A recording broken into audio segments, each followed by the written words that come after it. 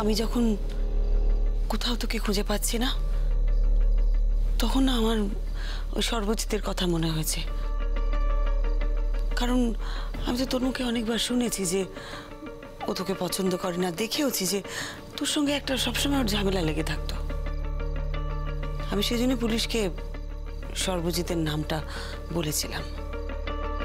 আর সত্যি কথা বলতে কি, সর্বজিৎকে যদি পুলিশ চেপে না ধরতো, যদি চার্জ না করতো, তাহলে তো আমরা জানতেই পারতাম না তুই কোথায়। এবার পুলিশ যখন ওকে একবার চার্জ করতে শুরু করেছে, তখন বাকিটাও তো পুলিশের হাতে। আমি বললেই যে ওকে ছেড়ে দেবে এমন তো নয়। আমি এ ব্যাপারে কি করতে পারি বল? রোহিতদা আমাদের জন্য অনেক করেছে, আমাদের প্রত্যেকটা বিপদে আমাদের পাশে এসে দাঁড়িয়েছে একেবারে ঈশ্বরের মতন। রোহিতদার কোনো কিছু আমি ভুলিনি, এক মুহূর্তের জন্যও ভুলিনি। কিন্তু আমি কি করতাম বল? তুইও তো আমার মেয়ে, তোকে ছেড়ে আমি কি করে থাকবো? তোকে কোথাও পাচ্ছি না, আমার তো কি অবস্থা। তাই সর্বজিতের নামটা না বলে আমি পারিনি। রোহিতদা নিশ্চয়ই আমার পরিস্থিতিটা বুঝবেন। আইন যখন আইনের পথে চলে, তখন তো আমাদের কারোর কিছু করার থাকে না। আমার বিশ্বাস এবার ওই জালে যারা যারা আছে তারা সবাই ধরা পড়বে। জানো মা, ওই ছোট মানে যাদের বাড়িতে আমি ছিলাম, ছেলেটা আগে এরকম ছিল না। ছেলেটার দাদাকে কিছু লোক শুধু শুধু মেরে ফেলেছে, তারপর থেকেই ছেলেটা এরকম হয়ে গেছে। কিরকম কিরকম হয়ে গেছে? না মানে এখন যেরকম আগে সেরকম ছিল না। লেখাপড়া করতো, খুব ভালো ছবি আঁকতো। ওই যে ছবিটা আমি নিয়ে এসেছিলাম হাতে করে, তুমি দেখেছো তো? খুব একটা অন্যরকম ছেলে ছিল জানো। এই ধাক্কাটা ওকে একদম বদলে দিয়েছে। তারপর বাড়ির সবাইকে খাওয়ানোর জন্য কি এই ধাক্কাটা ওকে একদম বদলে দিয়েছে। তারপর বাড়ির সবাইকে খাওয়ানোর জন্য কি? না, গাড়ি টাড়ি চালাতে হয় সেটাই বলছি আর কি। অন্য জীবনে আর ফিরতে পারলো না। কিছুতেই আমি তোমার কথা কাউকে বলতে পারবো না, আমার মা কেউ না। দিঠি, একটা কথা বলি, তুই না কোনো কিছু গোপন করার চেষ্টা করিস না। তোর যদি মনে হয় ওই ছোটু, ওই ছেলেটি অপরাধী, তাহলে ওর ব্যাপারে কোনো সত্যি তোর গোপন করা কিন্তু উচিত নয়। দেখ, এই কেসটাতে তুই তো একজন ভিকটিম। পুলিশ তোকে একদিন না একদিন জেরা করবে, তোর কাছ থেকে সবকিছু জানতে চাইবে। তখন যদি ওই ছোটুর ব্যাপারে কোনো কিছু তুই গোপন করার চেষ্টা করিস, পুলিশ কিন্তু তোকে ছেড়ে দেবে না। কি গোপন করার কথা বলছো মা? ওই ছোট যদি সত্যি অপরাধী হয়, সেটা তুই গোপন করার চেষ্টা করিস না। সত্যিটা গোপন করে কোনো লাভ নেই। এই পৃথিবীতে ছোটদের মতো ছেলেদের অপরাধী বানানো হয় মা। ছোটদের মতো ছেলেরা কখনো নিজে থেকে অপরাধী হয় না। তার মানে ছোট অপরাধী? আমি তো তা বলিনি মা, আমি বলেছি ছোটরা শিকার হয়ে যায়। আমি যেমন ভিকটিম হয়েছিলাম, তেমন ছোটও হয়তো কারোর ভিকটিম হয়েছে। কার ভিকটিম হয়েছে সেটা আমি জানি না, আমি কথার কথা বলছি। তুই তোর কথা বলছিস না দিঠি। তোর পিসেমশাই কিন্তু আগেই সন্দেহ করে বলেছিল যে ছোট ওই দলের মধ্যে আছে। যতবার তোকে এই কথাটা জিজ্ঞেস করছি, তুই কথাটা অস্বীকার করছিস। দিঠি, কাল কিন্তু আমাদের পুলিশের কাছে যেতে হবে। তুই কিন্তু পুলিশকে সব কথা খুলে বলবি। কেসটা কিন্তু এবার কোর্টে যাবে। যে করেই হোক সত্যিটা ওরা জানার চেষ্টা করবে। তুই যদি সত্যি কথা বলে দিস, তাহলে হয়তো ওরা একটু কনসিডার করবে।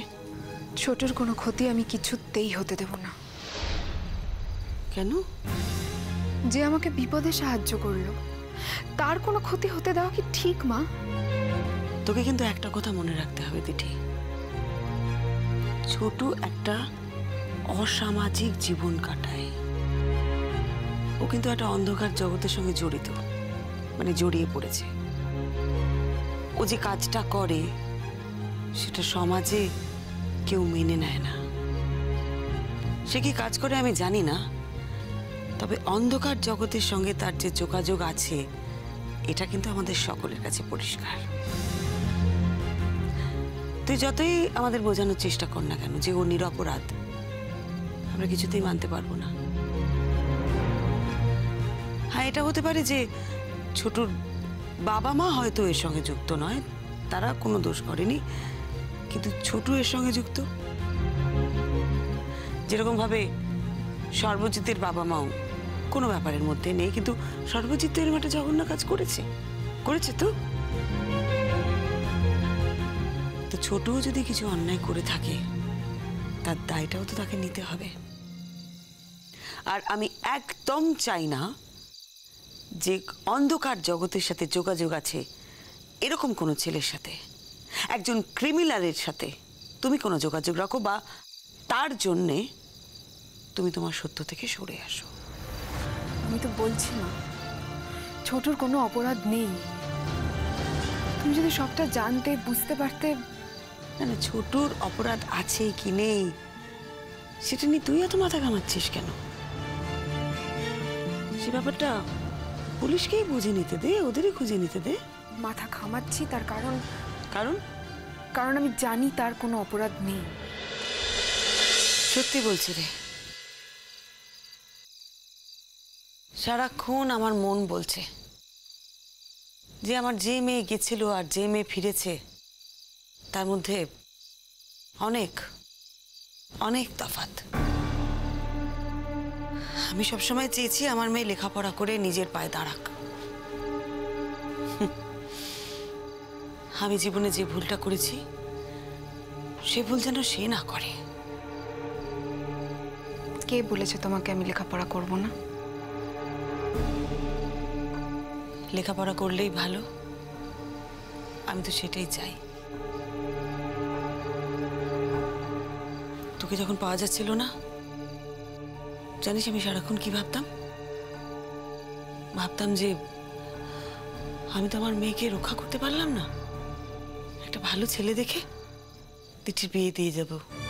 যখন দিটি ফিরে আসবে, দিটি ওর কাছে থেকে লেখাপড়া করবে, নিজের পায়ে দাঁড়ানোর চেষ্টা করবে। আমি মন থেকে চাইতাম না, কিন্তু তবু আমার সবসময় মনে হতো এই কথাটা। এরকম একটা কঠিন সিদ্ধান্ত নিতে আমাকে তুই বাধ্য করিস না দিটি। কি বলতে চাইছো মা তুমি? বলতে চাইছি যে আমাকে যেন তোকে নিয়ে কোনো টেনশন করতে না হয়। আমার যেরকম লক্ষ্মী মেয়ে ছিল, আমি আমার সেরকম লক্ষ্মী মেয়েকেই চাই। দিন পাল্টায় মা, সময় এগিয়ে গেলে তার সাথে সাথে মানুষেরও কিছু বদল ঘটে, আর সেটা তোমাকেও মেনে নিতে হবে। রোহিত আঙ্কেল যখন তোমার জীবনে ছিল না আর রোহিত আঙ্কেল যখন তোমার জীবনে এলো, দুটো দিন কি একই? আমার জীবনে রোহিত আঙ্কেল এসেছেন ঠিকই, শুধু আমার জীবনে নয়, আমাদের সকলের জীবনে এসেছেন। আমি রোহিত আঙ্কেলকে এমন কোনো আশ্বাস কোনোদিন দিইনি বা এমন কোনো আচরণ ওনার সাথে কোনোদিন করিনি যাতে আমার ছেলেমেয়েরা আমার দিকে আঙুল তুলে একটা কথাও বলতে পারে। সেটা তোমার পক্ষে সম্ভব হয়নি, কারণ তোমার জীবনটা ততদিনে অনেকটা এগিয়ে গেছে মা। আমরা অনেকটা বড় হয়ে গেছি। সামাজিক সংস্কারের কথা ভেবে রোহিত আঙ্কেলের প্রতি তোমার যা যা করার ছিল তুমি হয়তো সেটা করতে পারোনি, অর্থাৎ তুমি স্যাক্রিফাইস করেছো। কিন্তু আমার জীবনটা তো এমন নয় মা, আমাকে কেন স্যাক্রিফাইস করতে হবে? দিঠি, কি বলতে চাইছিস তুই?